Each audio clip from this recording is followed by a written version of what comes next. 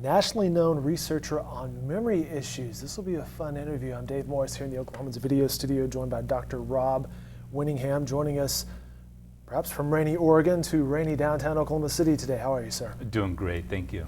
What brings you to Oklahoma? I get to give a couple of presentations in Edmond, Oklahoma at one of Touchmark's properties there, Coffee Creek. All right, very good. And they certainly do provide a lot of services for the elderly who deal with various issues. Right. So how much travel do you do? Oh, I usually do a trip every other week. I was in Florida last week at a couple of different communities. And what do you talk to these various communities about? Mostly about the recent research on brain health.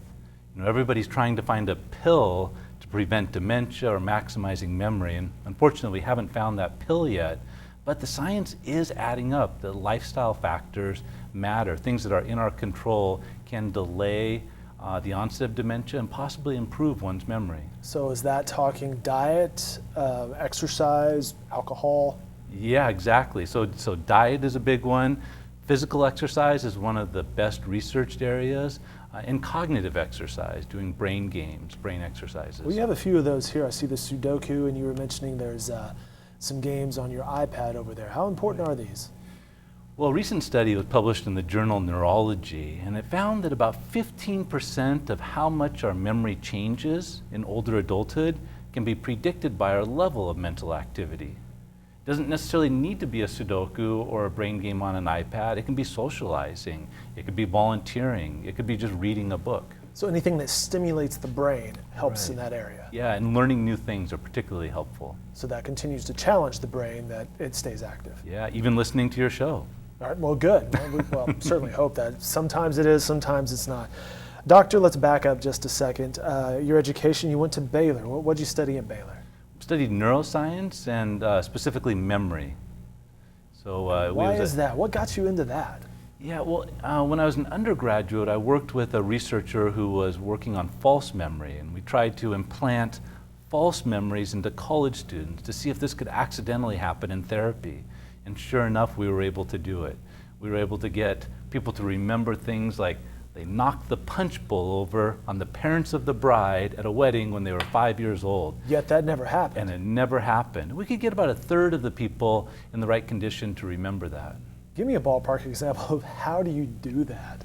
Well, one of the most effective techniques was called imagination inflation. So they never heard that the first time. We had some true events that their parents told us, so we had some credibility, and then we hit them with the false event. It says here you were 5 years old, you were at a wedding reception and some friends of the family, and you knocked the punch bowl over on the parents of the bride.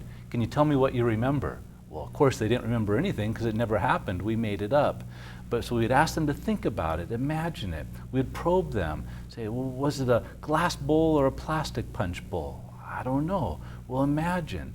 And over 3 sessions of doing that, we could get about a third of them to confidently remember doing it and give us additional details.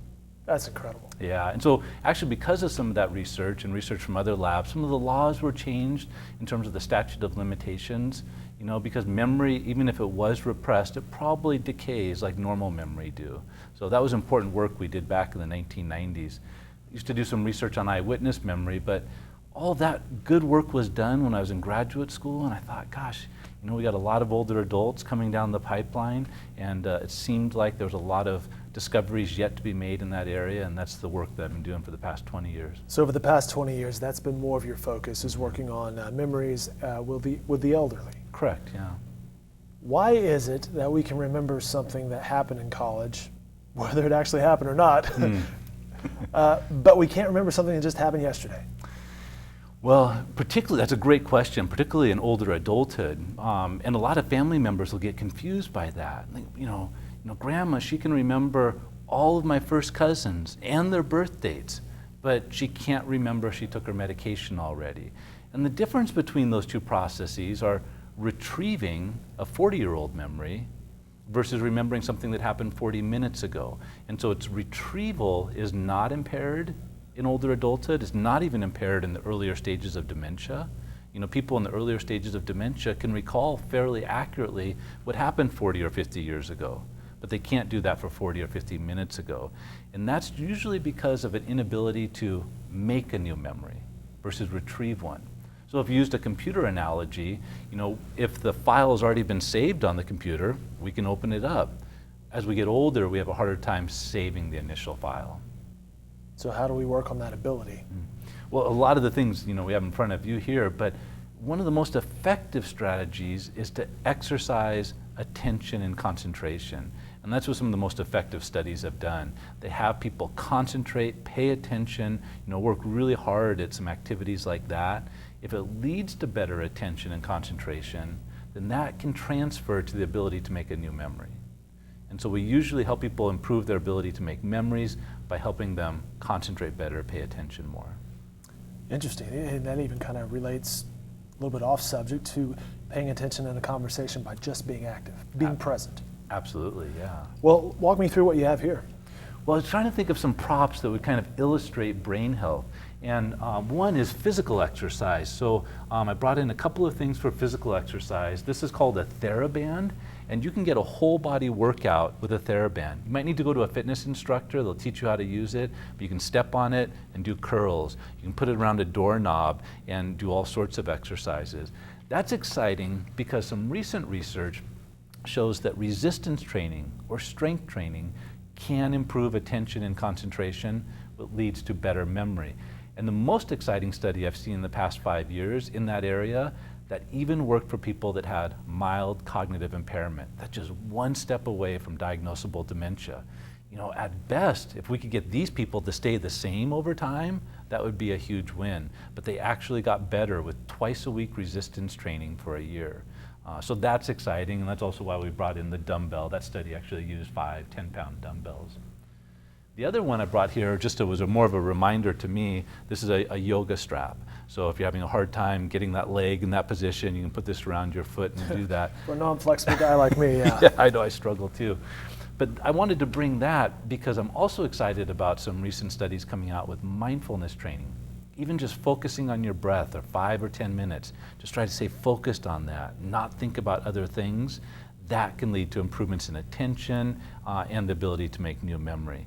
It could also help reduce stress because a lot of people are experiencing a lot of stress, and that has short-term negative effects on memory and long-term negative effects. We know that people who have a stressed out personality, we call them neurotic, they're the most likely to get dementia of all the personality traits we study. So having a tool such as meditation to help control that can be helpful. Do you think in today's society where it's such a multimedia, multitasking environment, do you think that leads towards it and perhaps some focus, whether it's just on your breathing, the fact that you're a little more centered at that point, that helps in some way? That's exactly it. And a lot of people will ask me about, what do you think about technology and the brain? And I'm not particularly concerned about it. There ultimately could be some challenges there. People are often concerned about phone numbers. We don't remember phone numbers anymore, but we know a lot of other things because of the technology. But I am concerned about people's ability to be in the moment, focused on somebody. And you see that. I see in my day job, I'm a university professor, and I see the students are having a hard time getting through 90-minute lectures. Where 20 years ago, that wasn't so hard. And I think doing something like mindfulness might allow us to be in the moment a little better and not be distractible. I mean, you've probably seen people in the middle of a conversation, all of a sudden they pick up their phone, and they're looking at it, checking their mail. It becomes sort of a habit or something, and half the time you think your phone's vibrating in your coat pocket or your pants, and it's not. That's right. It's almost like you want it to be. You're right. All right, I see some food items here. How important is diet? So diet, a lot of people like to focus on diet because it's an easy thing to do. I think the physical exercise and the cognitive exercise, those effects appear to be a little more robust. But I did bring a few things in that are research-based. One, almonds. Almonds are high in omega-3 fatty acids, and that can help keep our brain healthy. What's even better than almonds, though, are fish, and even fish oil tablets, and there's a lot more research on that.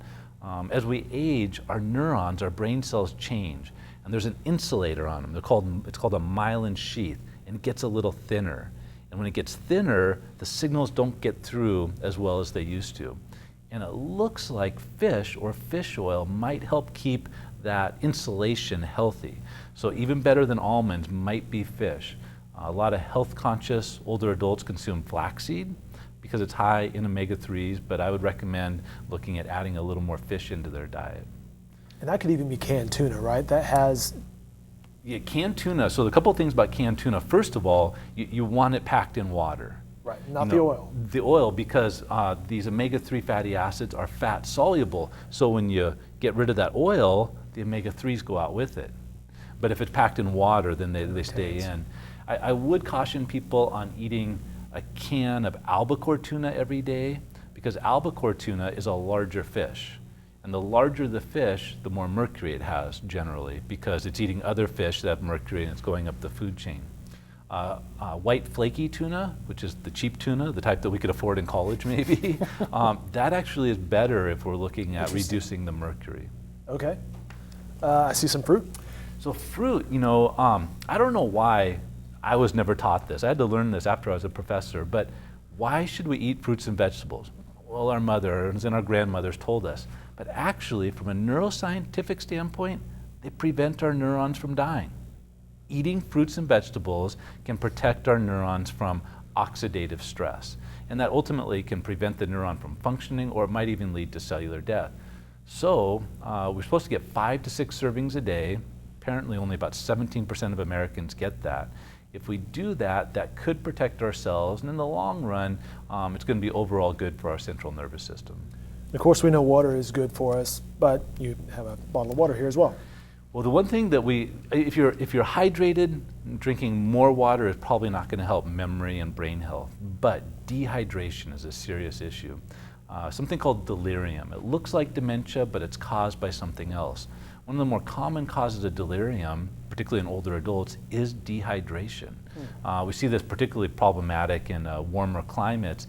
But the dehydration, when that happens, the cells have way too much sodium in them compared to water. And when that happens, they don't function correctly. They don't fire correctly. You might have heard of electrolytes, and that would be an electrolyte imbalance. So staying hydrated is important. One last question for you, Doctor. We're talking to Dr. Rob Winningham out of Oregon, talking about memory issues. What's the relationship between, and we mentioned this, the fast-paced world these days, which can lead to anxiety and moods.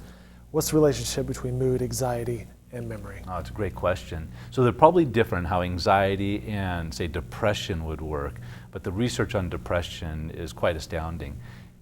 If somebody is clinically depressed, it appears to negatively affect almost every type of memory ability we can measure. This is problematic regardless of age. So getting the depression treated, doing what's necessary to treat it, physical exercise is actually almost as effective or as effective as an antidepressant medication. I think that's important. The anxiety also causes problems.